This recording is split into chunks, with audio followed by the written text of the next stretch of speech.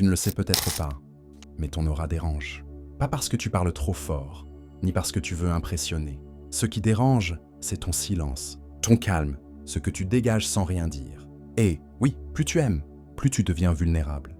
Plus tu veux protéger, plus tu deviens manipulable. Dans un monde qui récompense la stratégie plus que la sincérité, celui qui n'apprend pas à devenir froid, non pas cruel, mais clair, finit brisé par ses propres élans de cœur. On a fait de Machiavel un monstre. C'est commode, cela permet d'éviter ce qu'il montre. Il n'appelait pas à la cruauté, il appelait à la lucidité. La pitié mal placée est une faille, l'attachement sans maîtrise, une laisse. Chaque trahison commence par une confiance offerte. Et tu le sais déjà, même si tu ne veux pas l'admettre. Jung dirait que l'ombre réclame son tribut. Ce que tu refuses de voir en l'autre te gouverne malgré toi. Avant d'aller plus loin, écoute cette parabole. Il était une fois un gardien de phare qui laissait la porte ouverte au cas où quelqu'un, une nuit, aurait besoin de lumière. Les naufragés entrèrent, tremblants et sincères. Le gardien donna du feu, de l'eau, du pain, puis d'autres arrivèrent, moins perdus, plus habiles. Ils louèrent la bonté du gardien, prirent ses réserves et repartirent sans remercier. L'hiver venu, la mer fut dure, le vent amer. Un soir, d'anciens naufragés revinrent. Ils avaient appris la route, ils avaient compris la faille. Ils pillèrent le phare. Au matin, la côte était dans l'obscurité. Le gardien pleura. « Pourquoi m'ont-ils fait cela ? Je n'ai offert que de la chaleur. » La mer répondit « Tu n'as pas protégé la lumière. » Cette vidéo n'est pas une ode à la froideur vide. C'est une exploration d'une sagesse sombre mais libératrice. Comment aimer sans s'abolir ? Comment protéger sans se dissoudre ? Comment rester humain sans devenir proie ? Si ce message réveille quelque chose en toi, écris en commentaire. Je choisis la lucidité. Abonne-toi, aime la vidéo, non pour gonfler des chiffres, mais pour nourrir ce travail d'éveil qui te rend à toi-même. Maintenant, entrons dans la mécanique invisible. L'affection déforme le jugement. Tu crois voir clair, mais ce que tu ressens trouble déjà ta vision. Tu minimises, tu excuses, tu repousses tes intuitions et tu transformes des signaux rouges en lanternes décoratives. Tu n'évalues plus les faits, tu interprètes en fonction de ce que tu espères. Chaque fois que tu fais cela, tu sacrifies un fragment de ta lucidité. Machiavel ne parlait pas qu'au prince. Il parlait à l'être humain pris dans le pouvoir des liens. Il disait, en substance, « Aimer sans comprendre, c'est se rendre aveugle volontairement. » Jung le dirait autrement, « Ce que tu idéalises en l'autre est souvent la part de toi que tu refuses d'habiter. » Le remède, un geste simple et terriblement exigeant, nommer ce que tu vois sans le trahir par l'excuse. Décris les faits comme si c'était l'histoire d'un inconnu. Libère la phrase exacte de la rhétorique affective. La lucidité commence là où l'affection cesse de maquiller. Celui qui dépend d'être aimé perd son pouvoir, avoir besoin d'amour est humain. En dépendre, c'est capituler. Tant que ton centre tient aux humeurs d'autrui, tu deviens prévisible, donc manipulable.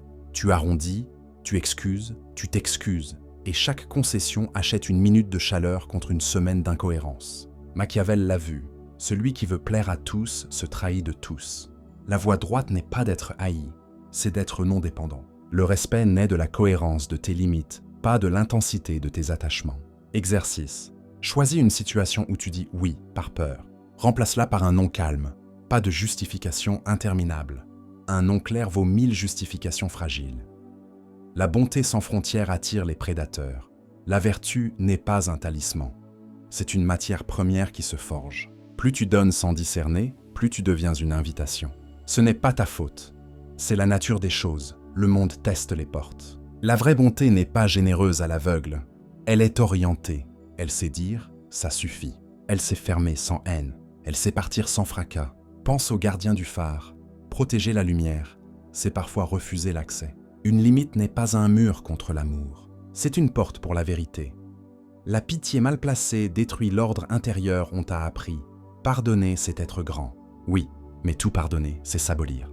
La clémence excessive n'éveille personne. Elle endort les consciences et encourage la récidive. Dans ta vie, cela ressemble à ces dernières chances sans fin, à ces retours cycliques qui te coûtent sommeil, intégrité, respect de toi. La vraie compassion sanctionne l'inacceptable. Elle dit la vérité, pose des frontières, retire sa présence quand elle n'est plus honorée. Elle blesse un instant pour sauver le vivant. L'amour rend aveugle à la trahison, tu ne vois plus la personne. Tu vois la promesse que tu as collée sur elle. Plus tu aimes, plus l'illusion se solidifie, et plus l'autre mesure ton seuil de tolérance. Rappelle-toi, la loyauté humaine est conditionnelle, et l'intérêt personnel finit, tôt ou tard, par réclamer sa part. Ce n'est pas du cynisme, c'est une météo. On ne déteste pas la pluie, on prend un manteau. Ton manteau, ici, c'est la dose de doute que tu gardes, même en aimant. Non pas pour saboter, pour rester libre de voir. Le respect suit la fermeté, pas la tendresse. Tu crois que pour être respecté, il faut être adoré. C'est l'inverse, on respecte ce qui tient. La fermeté n'est pas la dureté, c'est l'alignement entre tes mots et tes actes. Si tu dis « je ne tolère pas l'ombre », mais que tu demeures dans l'ombre, l'ombre te tolère, elle, et elle te façonne. Décide ceci. Une seule explication, un seul rappel, puis un choix. Au-delà, ce n'est plus de la pédagogie.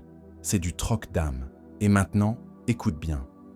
L'impitoyabilité dont je parle n'est pas une brutalité. C'est un art. L'art d'être loyal à ta clarté plus qu'à ton besoin de plaire. L'art de garder le cœur ouvert, mais la porte gardée. Rituel de reprise de pouvoir, simple. Concret. Écris le nom d'un lien où tu te mens. Note 3 faits, pas des interprétations, qui contredisent la fable que tu te racontes. Rédige une frontière d'une phrase. Je respecte X, et à partir d'aujourd'hui, je ne comportement plus. Dis-la à voix basse ce soir, puis honore-la demain en un acte, silence, distance, non, sortie. Si ce message trouve un écho, abonne-toi. Laisse un « Je choisis la lucidité » en commentaire. Ça n'est pas un slogan, c'est un scellement intérieur.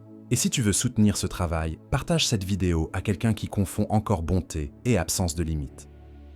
Dans la suite, nous verrons comment rompre le pacte intérieur qui t'empêche de dire non, comment stabiliser une posture impitoyablement calme dans la durée et comment réorienter ton énergie affective sans perdre ton âme.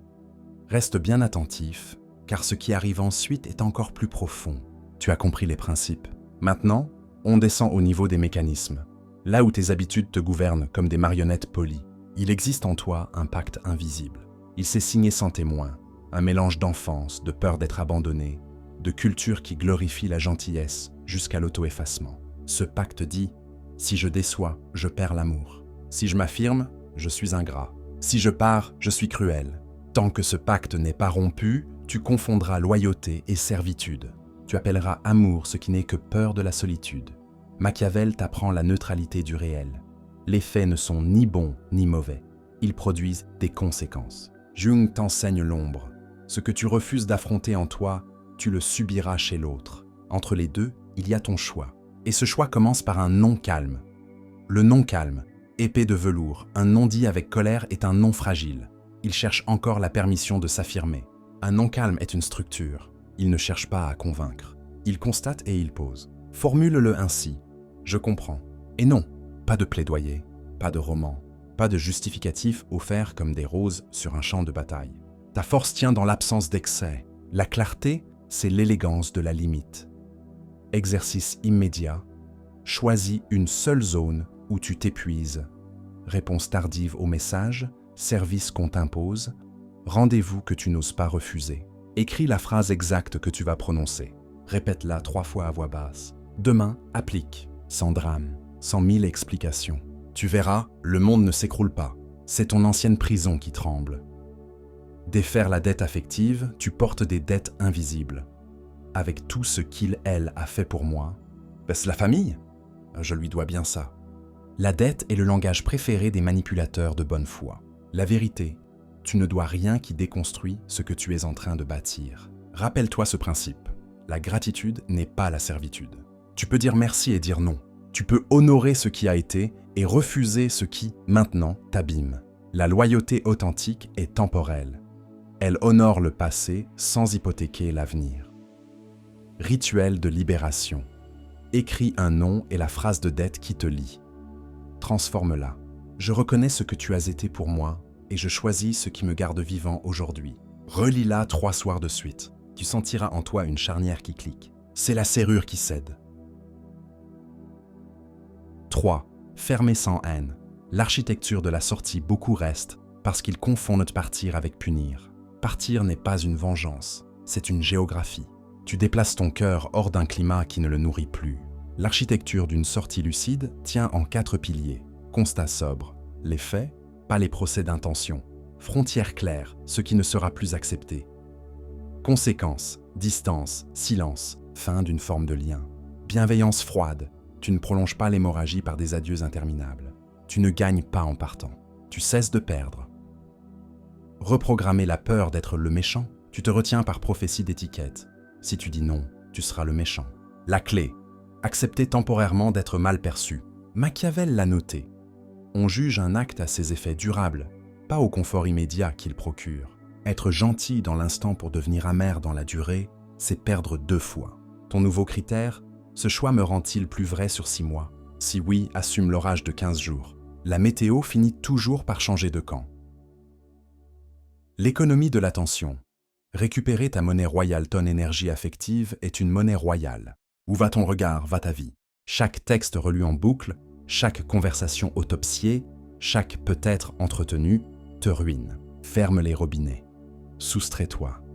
L'absence de réponse est parfois la seule phrase que l'âme comprend. Fais l'inventaire. 3 personnes qui calment ta respiration. 3 situations qui te serrent la gorge. Augmente la dose de présence aux premières. Réduis la fréquence de contact avec les secondes. La spiritualité n'est pas une idée, c'est une hygiène d'énergie. Microdiscipline. Frapper dans le détail. Pas dans le spectaculaire, tu attends le grand geste libérateur. Erreur. Ce qui te construit, ce sont les micro-élans honorés, tous les jours. Ne t'excuse pas quand tu n'as rien fait de mal. Réponds dans ton tempo. Quitte une pièce quand le mépris s'installe. Éteins l'écran qui draine ta paix. La cohérence répétée produit ce que Machiavel appelle l'aura d'autorité.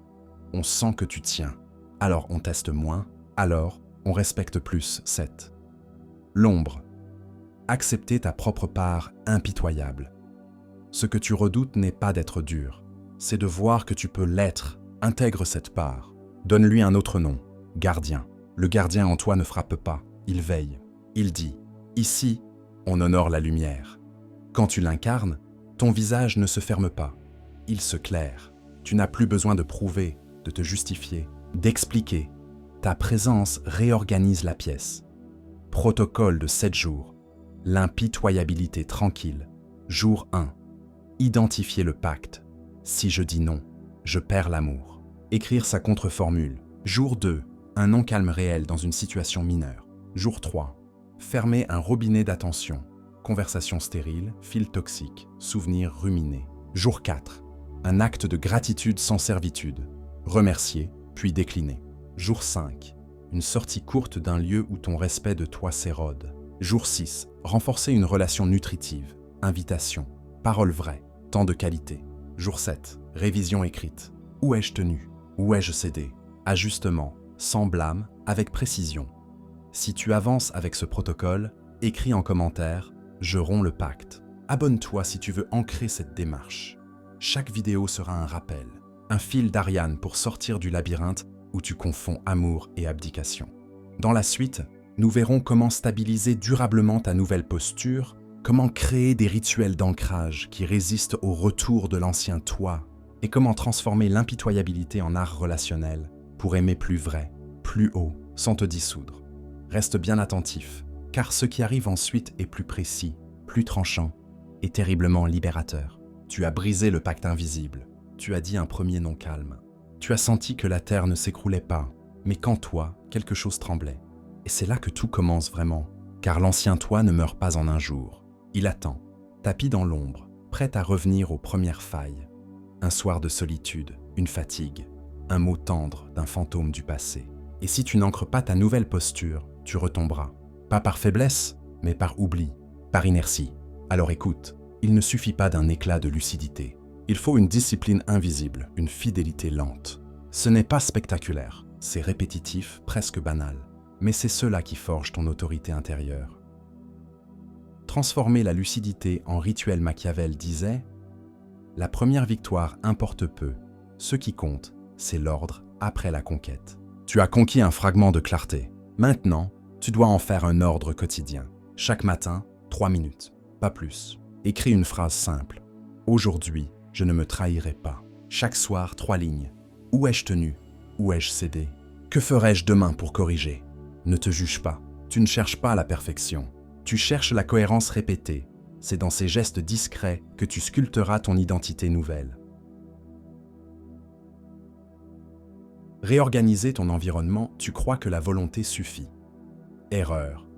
C'est l'environnement qui gagne toujours. Si tu gardes autour de toi les mêmes déclencheurs, tu seras aspiré.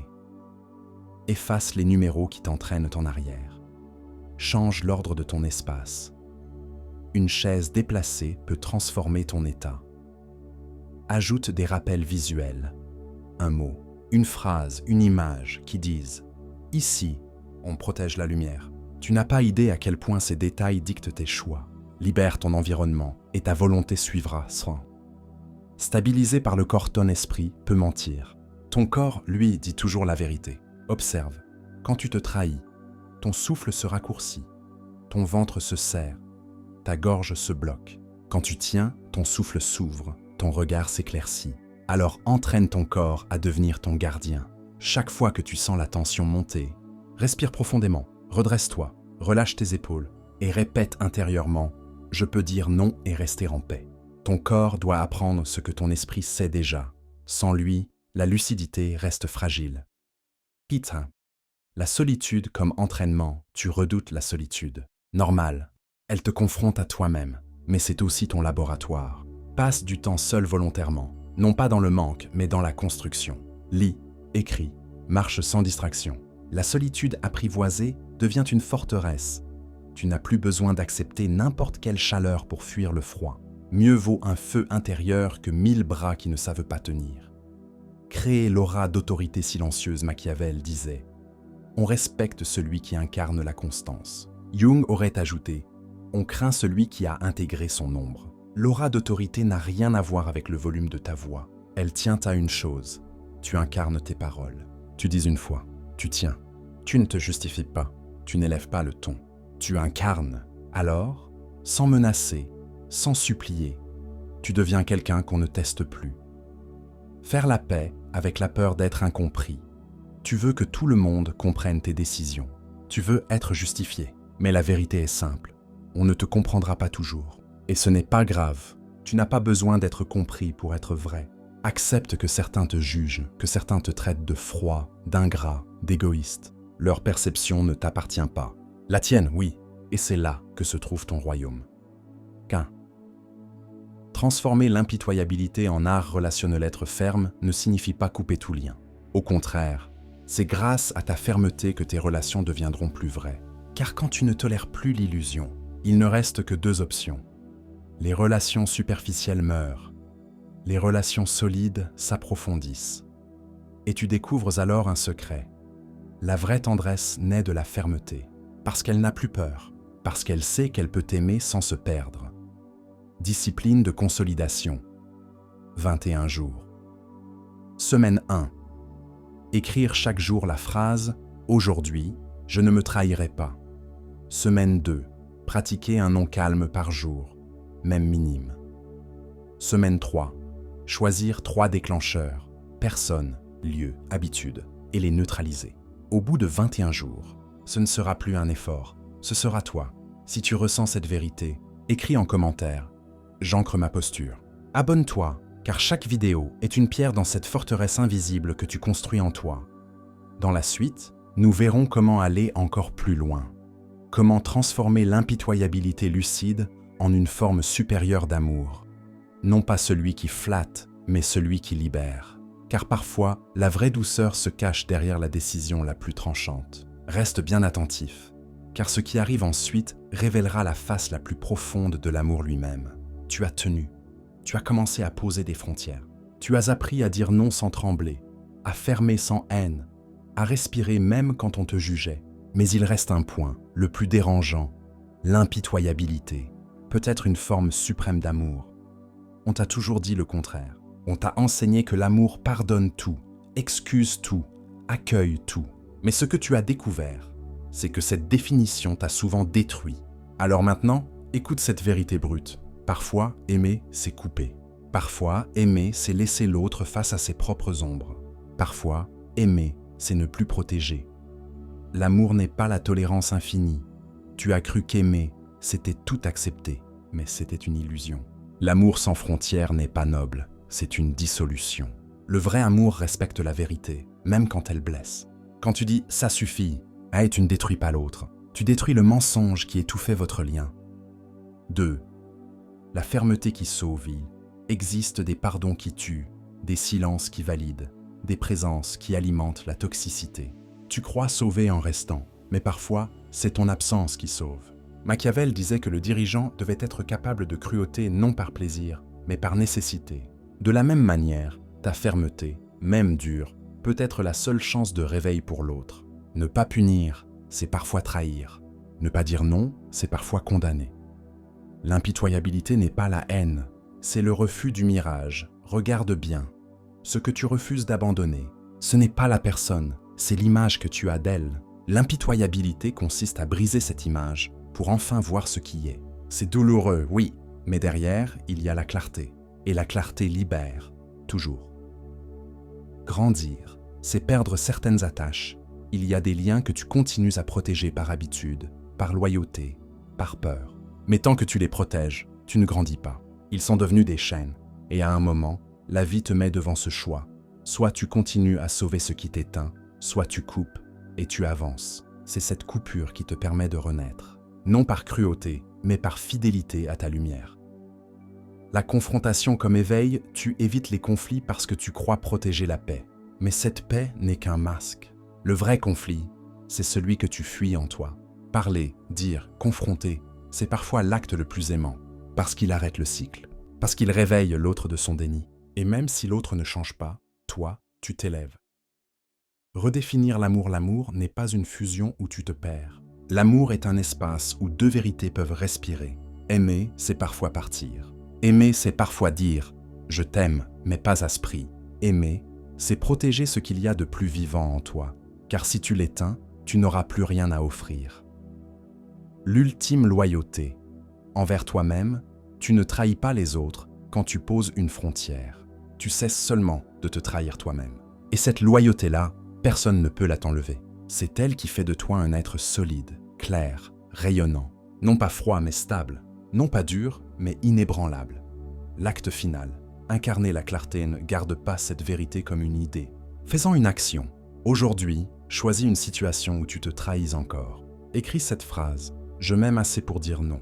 Puis applique-la, sans bruit, sans drame. Avec calme, c'est ce choix, ce seul choix qui change tout.